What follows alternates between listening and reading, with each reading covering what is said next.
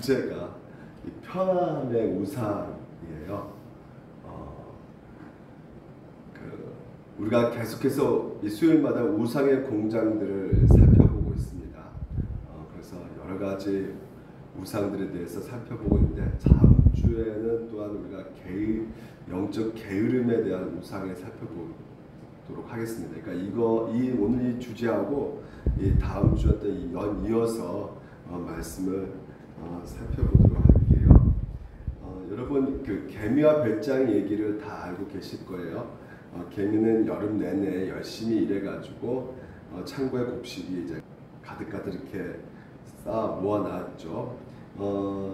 하지만 이 배짱이는 여름 내내 기타 치고 노래 부르고 놀기만 하다가 결국 막상 이제 겨울이 되니까 이 배짱이는 먹을 것이 없어서요. 개미에게 가서 좀 먹을 것을 달라고 요청을 하는 이야기, 개미와 배짱 이야기, 여러분 잘 알고 계실 것입니다.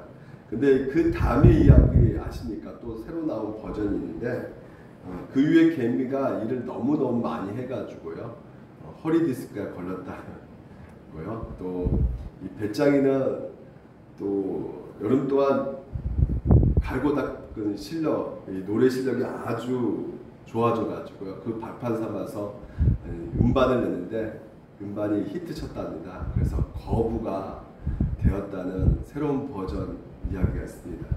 왜 이런 얘기들을 지어냈을까? 요즘 사람들은 이제 재미를 본받고 싶지 않다는 것이죠. 안락한 삶을 추구하는 배짱이의 삶을 어느 정도 동경하고 있는 것을 우리가 볼 수가 있다는 것입니다. 이 세상은 갈수록 좀 편안해지고 있어요. 그렇죠? 우리가 자동차도 이제 자율주행 차가 나와가지고요, 앞으로 이제는 몇 년 후면 우리가 운전대 안 잡고 이렇게 차가 알아서 이렇게 가는 시대가 곧 올 겁니다. 시대에 가면 이제 점점 직원들도 이렇게 서빙본 직원들도 사라지고 있죠. AR 로봇가 이렇게 서빙을 하는 것도 이렇게 봅니다. 그러니까 우리에게 이게 편리함을 주는 이 자동화 시스템이 굉장히 우리 삶 가운데 점점점 확산되고 가고 있는데요. 보고 있는 인스타그램이나 페이스북에서 나타나는 그 안락한 사람들의 그 모습들을 보면서 우리가 나도 부럽다, 그런 삶을 좀 추구하고 싶다, 이런 생각을 이제 하게 되는 것이죠. 그래서 요즘에 이런 세대가 있다고 합니다. 이 파이어족 들어보셨습니까? 하루라도 빨리 돈을 모아가지고 조기 은퇴해가지고요, 자신이 원하는 삶을 살겠다는 경제적 독립, 파이내셔널 인디펜던스, 그리고 조기 은퇴, 리타이어, 이런 거 첫 글자를 따져가지고요, 파이어 이렇게 되거든요. 그래서 이 파이어족들이 많이 생겨나고 있다고 합니다. 여러분, 편안한 삶을 산다는 것 그 자체가 나쁘지는 않죠. 편함을 추구하는 것은 인간의 기본적인 욕구입니다. 몸이 편하고 어느 정도 좀 휴식이 필요할 때가 있죠. 그래야지만이 우리가 이 상태가 회복되어지고 어느 정도 창조적인 일을 다시 한번 생산적인 일을 할 수가 있을 것입니다. 그래서 이런 편함은 어느 정도 우리 가운데 필요하지만요, 문제는 뭐냐면 이것을 너무나 과도하게 이제 추구하게 된다는 것이죠. 휴가나 어떤 회복의 재충전이 어느 정도 이렇게 필요한 것이겠지만요, 그 자체가 목적이 되어서요, 아까 파이어족처럼요, 빨리 조기 은퇴해서 계속해서 쉬는 삶을 살고자 하는 것이 거기에 행복이 있다고 생각하게 된다면 이것은 또한 우리 가운데 우상으로 나타나게 돼 있다는 것이에요.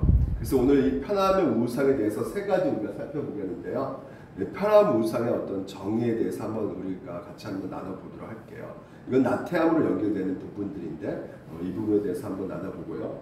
두 번째는 이 편함의 어떤 특징, 다시 말해서 편함을 통해서 초래된 어떤 결과에 대해서 한번 살펴보도록 하겠습니다. 네 가지 정도를 살펴보도록 하겠고요. 거기에 대해서 우리가 어떻게 이 편함의 우상에 대해서 우리가 해결해 나갈 것인가에 대해서 이 해결책을 적용 부분에서 살펴보도록 하겠습니다. 제가 방금 말씀드린 것처럼 이 쉼은 너무나 필요합니다. 편함은 우리가 정말 잘 추구해야 될 대상이에요. 근데 문제는 뭐냐면 아까도 말씀드린 것처럼 이 편함을 너무나 과도하게 추구할 때가 문제가 되는 것이에요. 그러니까 이 편함이요 나의 삶의 그 목적에 지대한 영향을 끼치는 그 상황 가운데 문제가 된다는 것이거든요. 그래서 내 삶이 얼마나 편안한가, 얼마나 안락한가 하는 것으로 어느 정도 자신의 삶의 가치를 결정하는 것이죠. 그래서 편함의 우상을 섬기는 사람들이 보통 이렇게 얘기를 하는 것이죠. 나도 내 인생 이렇게 편해야지만 내 인생에 가치가 있다. 이 정도 내가 안락함을 경험할 때 내 인생 진정한 어느 정도 이 정도 돼야지만이 내가 인생 가운데 참된 삶을 살고 있다고 이렇게 말을 한단 말이죠. 우리가 이 편함의 우상이란 이 인생 가운데 이것에 대해서 얼마나 가치와 의미를 두느냐, 그리고 이것이 내 삶의 완전히 목적이 되었을 때 이것이 바로 편함의 우상을 섬기는 삶이라고 할 수가 있게 되는 것이에요. 오늘 이 본문이요, 이 편함의 우상에 빠진 한 사람을 소개하고 있거든요. 어떤 사람이냐면 예수님을 따르는 사람인데, 오늘 57절 보게 되면 길 가실 때 어떤 사람이 여짜오되 이렇게 되어 있지 않습니까?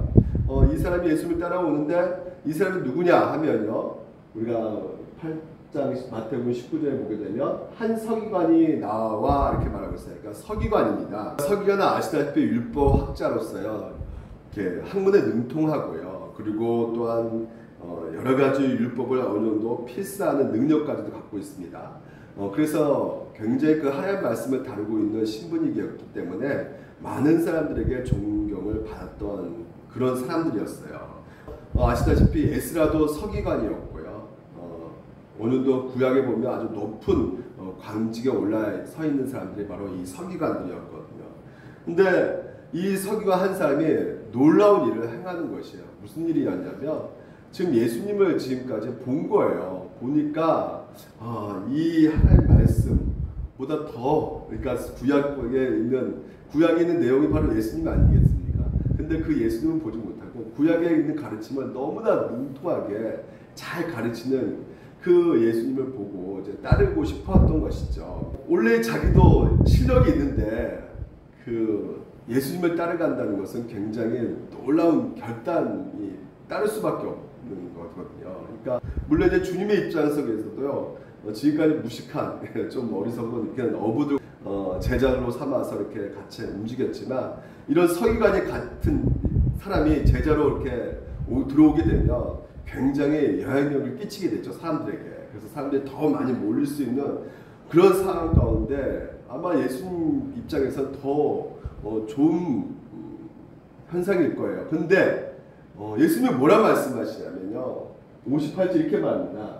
예수께서 이르시되 여우도 굴이 있고 공중에 새도 칠이 있으되 인자는 머리 둘 곳이 없도다, 이렇게 말을 하고 있어요. 다시 말해서 동물도 다 거처가 있는데 나는 없다. 이 말은 무엇이겠습니까? 그만큼 떠돌이 신세, 노숙자 신세, 살 길이 막막하다는 것이죠. 다시 말해서 불편한 삶을 살 수밖에 없는 자기 현실을 지금 현재 따르는 사람에게 얘기를 해주고 있다는 말이에요. 그러니까 너가 나를 따르려면 너도 나처럼 동시에 거처가 없이 노숙자의 삶을 살 수밖에 없는 그 현실이 너에게 주어질 것이다. 너 그런 대가 치를 준비가 돼 있느냐? 이렇게 예수님께서 물어보고 계신다는 것이죠. 그러니까 너가 불편한 삶을 감당할 수 있겠어? 이렇게 예수님께서 물어보고 계신다는 것이에요. 왜 이렇게 물어봤을까요? 이 사람이 어떤 사람이었다고요? 서기관. 굉장히 편함에 길들여진 삶이었던 것이에요. 이것을 어떻게 알 수 있느냐? 성경 보면 알 수가 있죠. 마태복음 23장에 보게 되면 서기관과 바리새인들이 그 모세의 자리에 이렇게 앉았다고 말하잖아요. 그때 예수께서 이렇게 말씀하십니다. 그러므로 무엇이든지 3절에 보니까 그들이 말하는 바 행하고 지키되 그들이 하는 행위는 본받지 말라. 그들은 말만 하고 뭘 하지 않았다고요?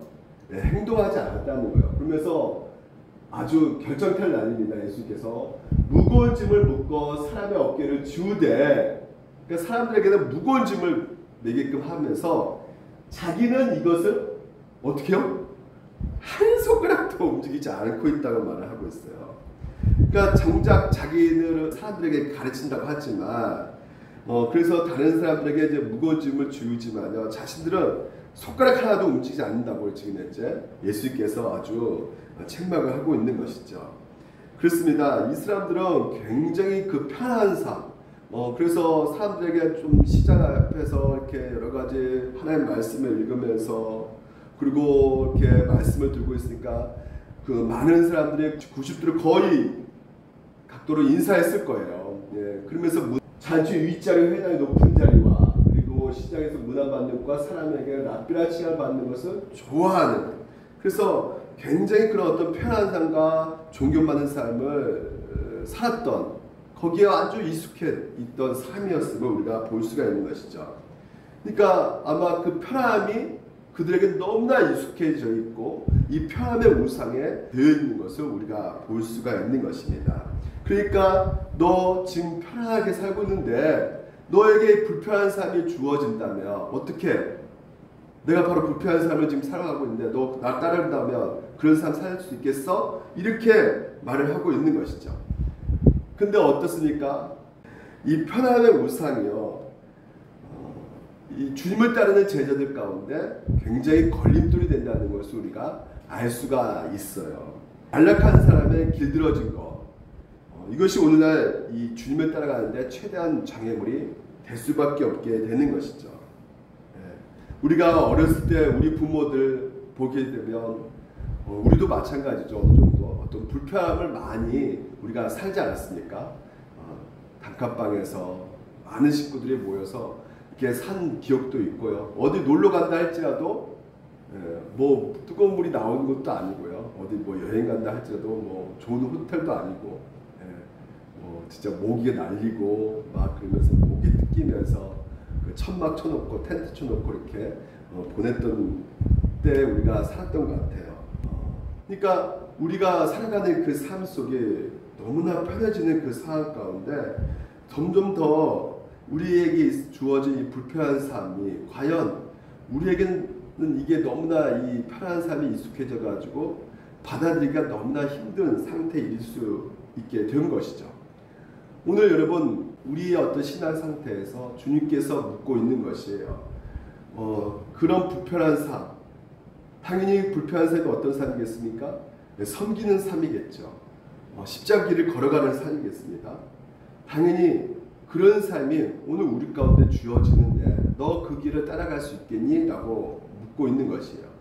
근데 우리가 편함의 우상에 딱 사로잡혀 있으면 그 길을 가기는 좀처럼 힘들 수밖에 없게 될 것입니다. 우리가 코로나로 인해서 실제로 그 예배가 많이 바뀌어지지 않았습니까? 밴드 앞에서 아니면 유튜브로 이렇게 사람들이 예배를 드리는 그 시대를 우리가 2년, 3년 이렇게 보냈던 말이죠. 근데 이제 현장 예배 가운데 이제 들어오게 되었어요. 그럼에도 불구하고 지금 대형교회나 여러 교회를 보게 되면 아직까지 그 현장에 들어오지 못하는 성도들이 굉장히 많이 있다고 합니다. 그 이유가 무엇일까요? 물론 여러 가지 이유가 있지만요, 이게 너무나 편한 것이에요. 밴드에서 예배드리나 뭐 저기 나와서 예배드리나 예배드리는 건 마찬가지인데 뭐 굳이 교회까지 나올 필요가 있느냐, 이렇게 말씀하시면서 이제는 뭐 굳이 예배당에 나오지 않아도 된다고 생각을 하고 있단 말이죠. 이게 이제 오늘날 우리 가운데 찾아오는 이 편한 우상인데요. 편한 우상을 우리가 가지고 있을 때 어떤 일이 벌어질까요? 먼저 첫 번째는요, 게을러진다는 것이에요. 오시니어스라는 신학자가 이런 얘기를 했습니다. 삶이 안전하고 화롭고 최신 설비를 갖추게 되면 나태함이 찾아온다, 이렇게 말하고 있어요. 그러니까 오늘날 우리가 밀리엄 시대 MZ 세대라고 말하지 않습니까? 국민 소득의 3만 불 올라가는 우리가 선진국가인데 안락한 삶을 지금 어린 아이들부터 누리고 있단 말이에요. MZ 세대의 특징이 뭐냐면 귀차니즘입니다. 그러니까 귀차니즘의 그 정의를 보니까 세상 만사 귀찮아 가지고 괴롭히는 현상이 고착화된 상태를 말하는 어떤 인터넷 신조어라고 그래요. 말도 길게 하는 것이 귀찮아 가지고요, 말도 이제는 짧게, 그래서 물된 동산 꿰르며 뭐 물 동교 뭐 이렇게 그냥 짧게 말해버리는 거죠. 자문을 보게 되면 이 게으른 사람에 대해서 너무나 잘 나오고 있습니다. 등짝이 돌짝기를 따라서 도는 것 같이 게으른 자는 침상에서 도니라 이렇게 말하고 있어요. 그러니까 침상과 소파 중심으로 계속 반복적으로 도는 거란 말이에요. 그리고 아시다시피 좀 더 자자, 좀 더 졸자, 손을 모으고 좀 더 누워있지 않으면 결과 어떤 결과 나오냐. 네 빈궁이 강도같이 오며 내 고핍이 군세같이 이리라 이렇게 말씀하고 있는 것이죠. 그리고 게으른 자는 말하기를 사제가 밖에 있은즉 내가 나가면 거리에서 찢기겠다 하니라. 다시 말해서 이 편함에 사로잡히니까 이제 여러 가지 변명하게 된다는 거예요. 나가기 귀찮다는 것이죠. 그러니까 변명하면서 뭐 어떻게 변명한다고? 밖에 사제가 있어서 무서워서 못 나가 이렇게 핑계거리를 이렇게 둔다는 거죠. 말도 안 되는 거짓말을 이렇게 만들어서 자기의 어떤 나태함을 합리화시키고 있다는 것이죠. 게으름에 빠지게 되면 어떤 결과가 초래될까요? 생산성이 떨어질 수밖에 없게 되는 것이죠. 그래서 뭔가를 하는 데 있어서 그 어떤 기대치, 소망을 가질 수가 없게 되는 것입니다. 두 번째는요, 스트레스가 그들에게서는 가장 악몽이라고 말을 한다는 것이에요. 자기한테 간섭 두지 않고 내가 자유롭게 안락한 삶을 살아가고 있을 때 누군가가 나한테 요구하잖아요. 그러면 굉장히 어떻다는 것이에요? 스트레스를 받는다는 것입니다. 그들 가운데 가장 싫어하는 것이 무엇이냐? 요구받는 거란 말이죠. 이거 해라 저거 해라 이렇게 요구할 때 굉장히 짜증이 난다는 것이죠. 안락한 소파에 좀 이렇게 쉬느라고 좀 이렇게 토요일 같은 게 딱 있으면 아내가 이것 좀 하십시오. 빨래 좀 걷든지 아니면 못을 박든지 이렇게 하라고. 그러면 제가 또 있다 등으로 말하죠. 있다. 예. 있다.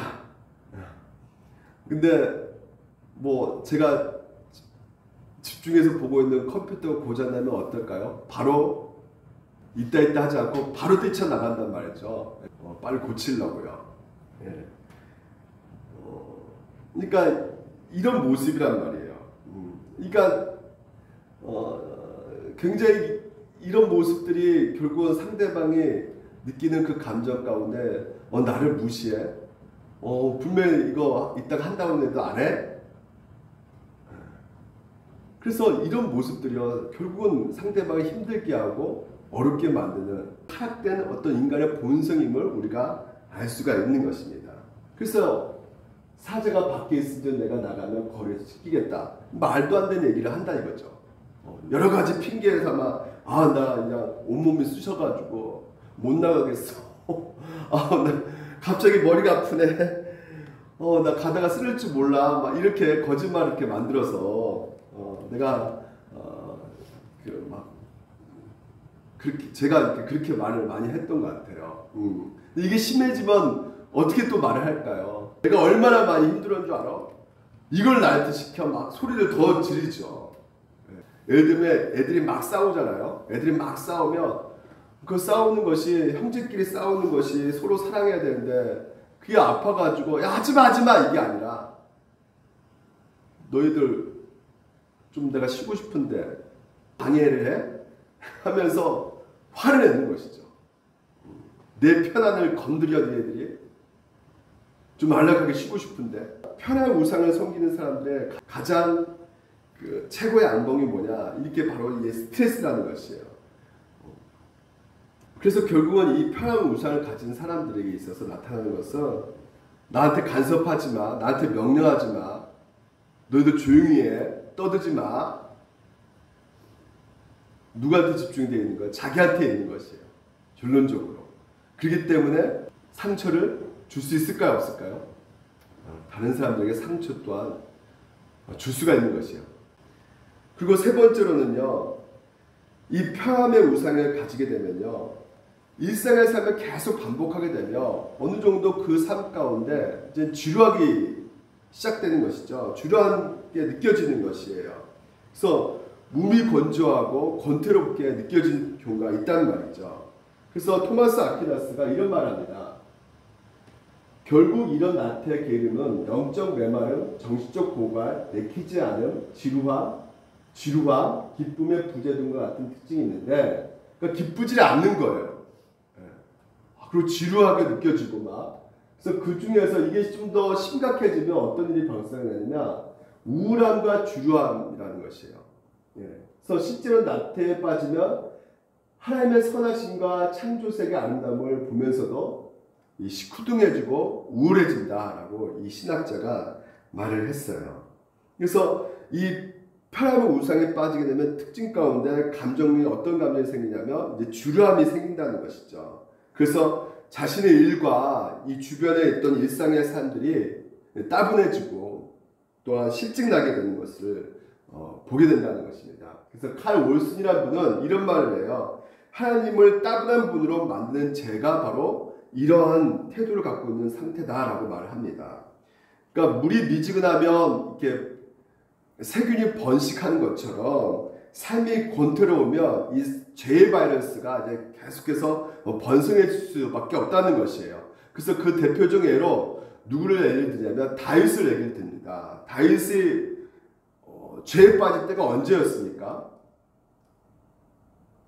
사무엘하에 보게 되면 저녁 때 다윗이 그의 침상에서 일어났다고 그래요. 그러니까 하루 종일 뭐예요? 자고 있었던 것이죠. 전쟁 중이었거든요. 낮에는 그래도 깨 있어야 될 거 아니에요. 근데 하루 종일 자다가 이제 저녁에 일어난 것이죠. 이 다윗이 어떤 모습을 우리 가운데 보여주냐? 이 나태함 가운데 어떤 일이 발생됩니까? 다윗이 그의 침상에서 일어나 왕궁 옥상에서 거닐다가 그곳을 보니 한 여인이 목욕을 하는데 심히 아름다워 보이는지라. 그 나태함 속에서 발생되어지고 있는 것이 육체의 정욕에 사로잡혀 버리니까 쉽게 이 범죄를 평생 후회할 만한 그 범죄를 저지르고 있는 다윗의 모습을 보게 된다는 것이죠. 편함의 우상이 주는 우리 가운데 위험성이라 할 수 있겠어요. 이 나태함이 생긴단 말이죠. 그래서 이 나태함은 중년의 어떤 질병이라고 말을 할 수 있다고 합니다. 그러니까 상대적으로 이 나태함 가운데 있으면 우리가 자기 연민에 빠지는 경향이 굉장히 많다는 것이에요. 그리고 다른 사람이나 상대방에 돌려야 할 관심을 자신에게로 집중시키려고 애를 쓴다는 것입니다. 그 예로요, 우리가 갈매산 그 전투에서 850대 1로 싸워 이겼던 선지자 누구예요? 엘리야 선지자가 이기고 나서 이제는 뭐 자신만만해야 될 텐데 그렇지 못하고 이세벨이 너 죽인다고 엘리야 너 죽인다고 하니까 겁먹어가지고 도망가지 않습니까? 그래서 브엘세바로 도망가는 그 광야 속에서 이제는 그 하나님께서 이 엘리야에게 너 어디 있느냐? 근데 엘리야가 뭐라 말합니까? 지금 어떻게 나 이렇게 이 지경으로 만드십니까? 너무나 힘들다는 거예요. 그러니까 여러분 지금 모든 일에 물러나고 싶다는 이 엘리야의 그 말에 그 틈에 마귀가 놓치지 않고 치고 들어오는 것이 바로 무엇이냐? 이 절망감과 우울감과 연민이라는 것이요. 자기가 열심히 이렇게 했는데 이렇게 노력했는데 뭔가 결과가 안 나왔을 때 이 엘리야가 내가 왜 이렇게 이 지경으로 만들어 놓습니까? 적어도 내가 이 정도까지 했는데 850대 쌓아가지고 이 정도까지 했는데 왜 내가 이 지경이 됩니까? 그런 그 상황 속에서 밀려오는 것은 에라 이거 해봐도 소용없네. 낙담되는 상황 속에서 자포자기 한단 말이죠. 다 포기해버린단 말이에요. 만사 기찬이집이 되는 것이요. 다 짜증나는 것이죠. 또 반대로 우리가 살아가는 삶 속에서 너무 안락한 삶을 살게 되면 너무나 정말 내가 하고 싶은 일들이 다 이루어지고 정말 탄탄대로 모든 것들이 다 쉽게 자녀들도 잘 크고 돈도 잘 벌고 인생 가운데 일들이 계속해서 아무 문제 없이 생긴다 그러면 그래서 편함의 우상에 딱 사로잡혀가지고 내가 어떤 상태인지 모르는 그 상황 속에서 하나님을 제대로 볼 수가 없는 거예요. 하나님이 점점 더 멀리 느껴질 수밖에 없는 것이죠. 왜? 여기 내가 있는 곳이 천국 같은데 내가 여기 있는 것이 너무나 행복한데 하나님이 생각나지 않는 거예요. 누가복음 17장 한번 가볼까요? 노아가 방주에 들어가는 날까지 사람들이 먹고 마시고 장가들고 시집 갔더니 홍수가 나서 그들을 다 멸망시켰으며 롯의 때와 같으니 사람들이 먹고 마시고 사고 팔고 싶고 집을 짓더니 자 어떻게 된다고요? 그들을 멸망시켰느니라. 먹고 마시는 것에 취해가지고요 하나님을 볼 수가 없는 거예요. 그러니까 당연히 멸망할 수밖에 없는 것입니다. 하나님을 찾지를 않는 거예요. 이게 너무나 좋은 거예요. 너무나 나에게 주는 유익과 기쁨이 너무나 큰 거죠. 그래서 이것의 가치와 그 의미를 두고 있는 상황 속에서 오늘 우리에게 경고의 메시지를 주고 있다는 말이에요. 우리 삶 속에 하나님에 멀어지게 하는 것이 편안함이 있다고 말을 할 수가 있는 것입니다. 그런 위험성 가운데 부자 나사로 이야기를 보게 되면 더 확실히 알 수가 있어요. 부자가 있어 자색 옷과 고운 베옷을 입고 날마다 어떻게 해요?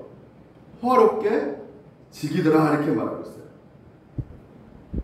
그런데 나사로라 이름하는 한 거지가 헌데투성이로 그의 대문 앞에 벌어진 채 있음에도 불구하고 율법이 뭡니까? 하나님의 사랑, 이웃 사랑이잖아요. 그 하나님의 말씀을 어떻게 해요? 분명히 앞에 내 집 앞에 이렇게 가난한 사람이 있으면 먹이고 재우고 해야 될 텐데 쳐다보지를 않는 것입니다. 뭐 때문에요? 삶의 이 편안함 때문에, 안락함 때문에 하나님 말씀 들어오지 않는 거예요. 복음을 듣지 않고 말씀도 들어오지 않으니까 하나님에 대해서 알지도 못하게 되는 것이죠.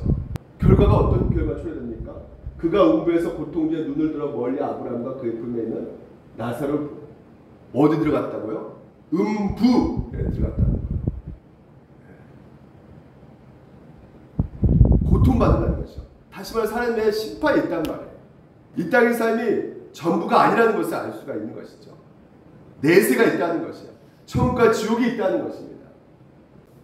그 지옥에는 그 고통이 어떻게 말할 수가 없을 정도로 지금 표현 가운데 물을 한 방울도 마시지 못하고 먹지도 못하고 있는 그 상태.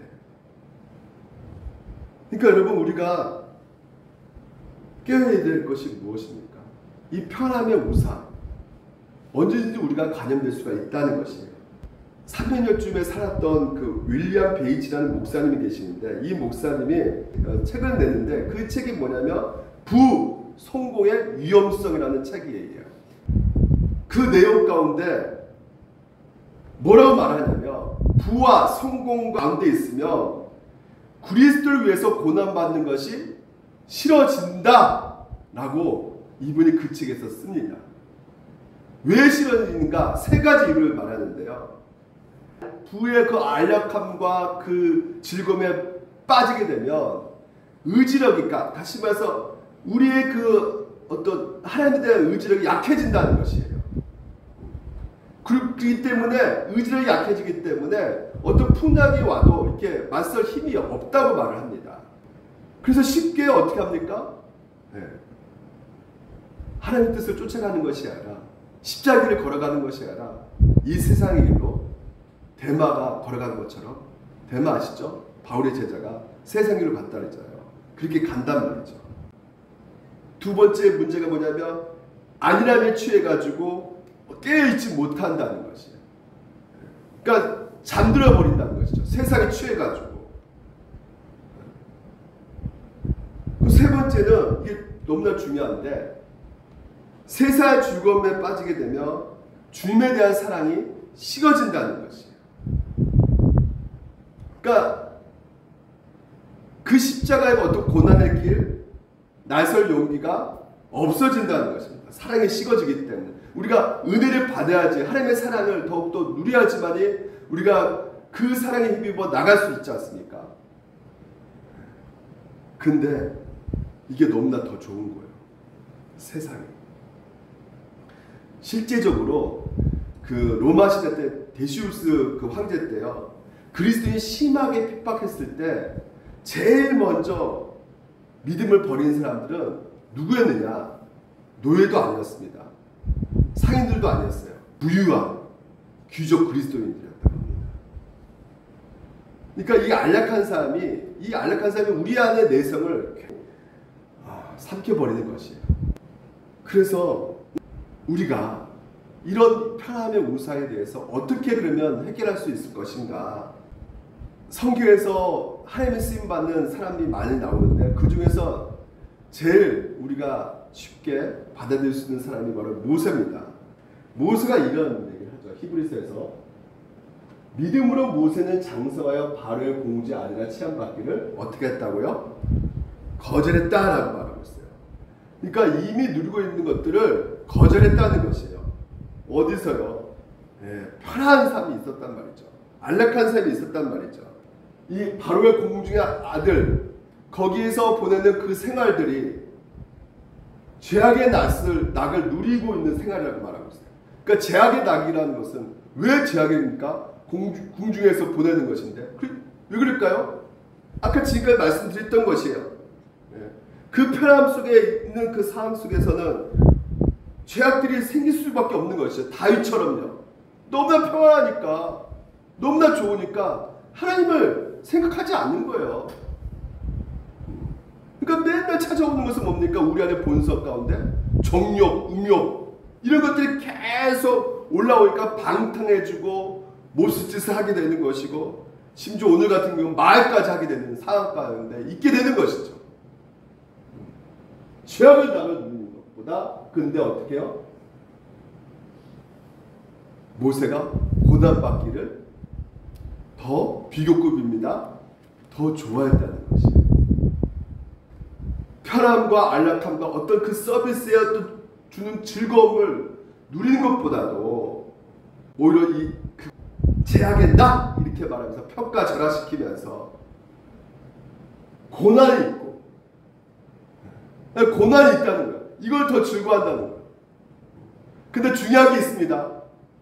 여기 초점은 고난이 있는 것이 아니라 도리어 뭐라고요? 하나님의 백성과 함께란 말이에요.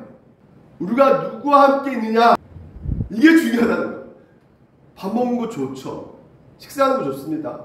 근데 누구하고 식사하냐에 따라서 밥맛이 달라져요. 누구하고 같이. 제가 크리스마스 되면 이 눈 오는 날이 되면 옛날 생각이 요즘엔 더 많이 나요.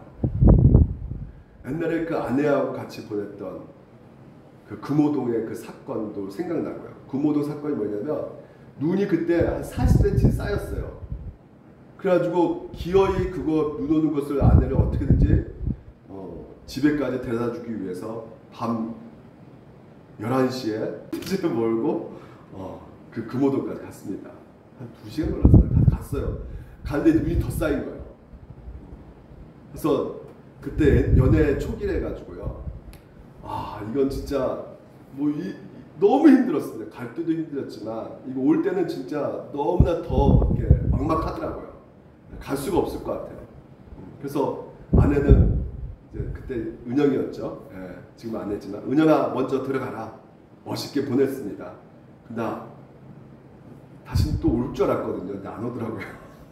뭐 이불이라도 좀 갖고 오든지 아니면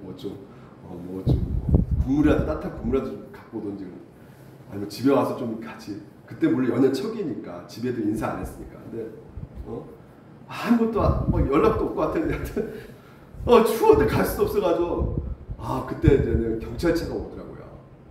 그래서 눈이 많이 오니까 경찰에 그 파출소에 거기서 좀 있으라고 자라고 거기 들어갔습니다. 파출소에. 세상에 파출소에 잠이 올까요 안 올까요? 세상에 나는 파출소에 이렇게 술 마시는 사람들이 왜 이렇게 많이 오는지 술을 취해가지고 다 취해서 소리 괴성을 지르고 막 그냥 헥헥 부리고 잠을 못 자요. 제가 왜 이런 고난을 받았습니까? 그러면서도 불구하고 연애 초기니까 내일은 그녀를 만날 거야. 그녀와 함께 보낼 거야. 이 마음의 기대 가운데 이 고난이 아무것도 아니더라 이거죠. 내 마음속에 있는 그 사랑하는 그분이 나와 함께 한다는 것. 그래서 그리스도에 받은 수모를 애굽의 모든 부하보다 더 큰 재물로 여겼습니다. 그리스도를 위하여 받은 수모라고 그래서 이거하고 그 애굽의 그 보냈던 그 화로운 그 생활하고는 비교가 안 된다. 더 큰 재물이란 말이야. 이유는 뭐냐?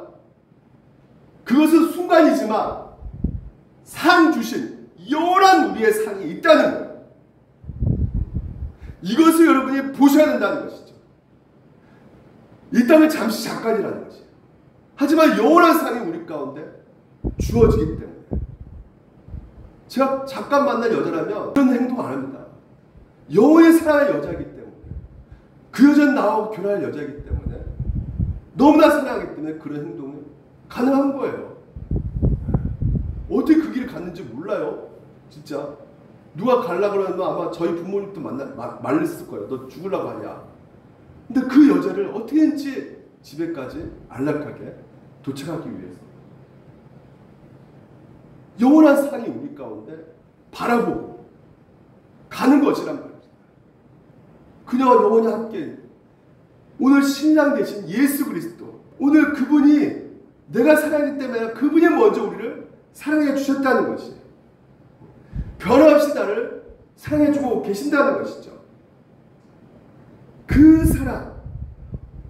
사랑이 영원하기 때문에 또 주님께서 분명히 우리 가운데 약속해주고 있는 그 약속이 네가 갖고 있는 그 애굽, 거기서 네가 잠시 누릴 수 있겠지. 기쁨도 있을 것이고 만족감도 있을 것이야. 편한 삶, 안락한 삶, 그래 그거 좋을 수 있어. 하지만 진정한 편함은, 진정한 기쁨과 만족감과 안락함은 거기에 있는 것이 아니에요. 어디 있다고요? 예수 그리스도 안에 있다는 것이에요. 예수님이 이렇게 말씀하십니다. 여러분, 수고하고 무거운 짐진 자들아 다 내려. 여기서 쉼을 말씀하고 계세요. 쉼, 안식을 말씀하고 계십니다. 나의 마음 오냐고 겸손하니 나의 멍에 메고 내게 배우라. 그러면 나태해지고 게을러지고 이런 삶이 있는 것이 아니라, 이는 내 멍에는 쉽고 내 짐은 가벼움이니라. 짐이 있다는 거예요. 멍에가 있다는 것입니다. 십자가가 있다는 것입니다. 근데 그게 뭐라 그래요? 쉼이라는 것입니다. 그 가운데 하나님께서 오늘도 내가 너희를 쉬게 하리라.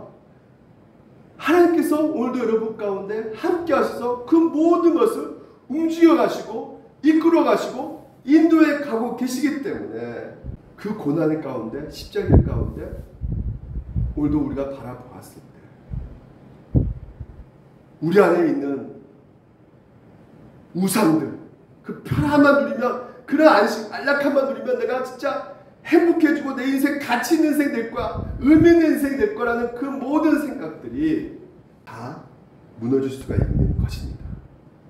누가복음을 보면 이렇게 말하고 있어요. 아브라함이 이르되 너는 살았을 때 좋은 것을 받았고, 뭐라고 합니까? 그 부자에게 살았을 때 너 좋은 거 받아가지고 안락한 거 편함을 누렸는데 나서로는 뭐라고요? 고난을 받았다는 거예요. 그 길을 걸어갔다는 것이에요. 그래서 거기에 궁극적으로 뭐가 있었다고요? 기억하라. 이제 그는 여기서 뭐라고요? 하나님의 위로를 받는다는 거예요. 3. 예수 그리스도 오늘도 우리 가운데 주신 그 위로가, 그 평안이, 그 기쁨이 이 세상 그 어떤 것보다도 비교할 수 없는 위로와 평안을 주신다고 약속해주고 있는 것입니다. 하지만 그렇지 않게 되면 어떻게 된다고요? 네가 갖고 있는 그 편함과 그리고 너희가 지금 누리고 있는, 느끼고 있는 그 안락함은 결코 순간이고 영원한 괴로움이 찾을 수밖에 없어 라고 말씀하고 있는 것입니다. 여러분,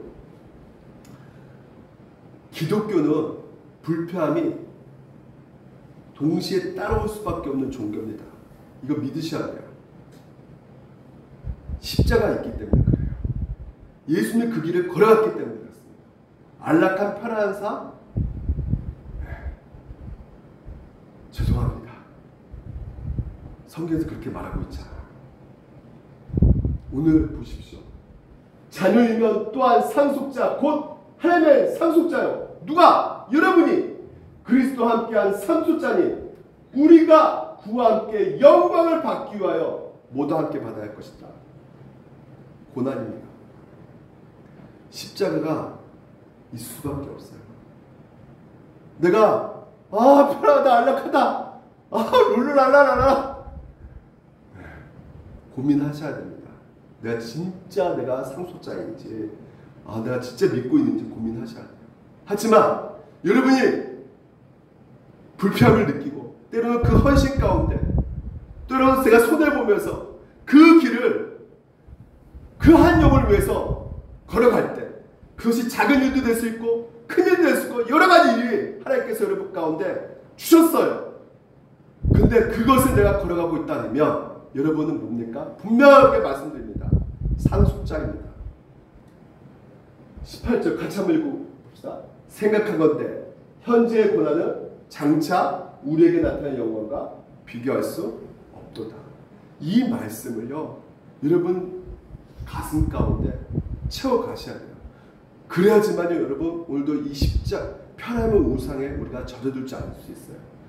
내가 걸어가는 이 고난의 불편함, 이런 손해가 하나님께서 오늘 나에게 궁극적인 영광, 그것을 주기 위해서 나에게 주신 것이구나 라는 가운데 이 편함의 우상을 점점 더 멀리하게 할 수가 있는 것입니다. 마지막 우리가 하이델베르크 1문에서 살아서나 죽어서나 당신의 유일한 위로, 이거 영어가 뭐로 되어 있냐면 컴포트예요. 컴포트가 뭐냐면 평안입니다. 평안. 너희가 살면서 죽어서나 가장 평안한 것이, 유일한 평안이 무엇이냐? 잘 읽어보십시오. 살아서나 죽어서나 나는 나의 것이 아니요 몸도 영혼도 다 나의 신실한 구주 예수 그리스도의 것입니다. 그리스도께서는 그의 보혈로 나의 모든 죄값을 완전히 치르고 나를 마귀의 모든 권세에서 해방하셨습니다. 이게 바로 여러분의 평안이 되십니까? 또 하늘에 계신 나의 아버지 뜻이 아니면 머리털 하나도 땅에 떨어지지 않도록 나를 어떻게 하고 계신다고요? 보호하시며, 이게 평안이라는 것이요. 참으로 모든 것이 합력해서 나의 구원을 이루도록 하십니다. 이게 평안이라는 것이요. 평안함의 우상 전혀 들어올 수 없는 거죠. 그러함으로 그분의 그의 성신으로, 이게 성령입니다, 나에게 영생을 확신시켜 주시고 말씀을 통해서 너가 하나님의 자녀야, 오늘도 상속자야, 이렇게 나에게 확신시켜 주고 계신단 말이에요. 그래서 이제부터, 자 여기서 중요합니다. 같이 한번 읽어봅시다. 시작. 이제부터는 마음을 다하여 즐거이 그리고 신속히 그를 위해 살도록 하십니다. 그를 위해 살도록 하십니다. 그를 위해 십자가의 길을 걸어가게 하십니다. 그를 위해 고난의 길을 걸어가게 하십니다. 여러분, 이게 바로 사나 죽으나 하나님께 주신 유일한 평안이라고 말씀하고 계십니다. 그 평안, 오늘도 여러분 진짜 평안 누리시고요. 그래서 편안함의 우상을 제거하는 우리 물든 용사교 성도 되시기를 주님 이름으로 축원드립니다.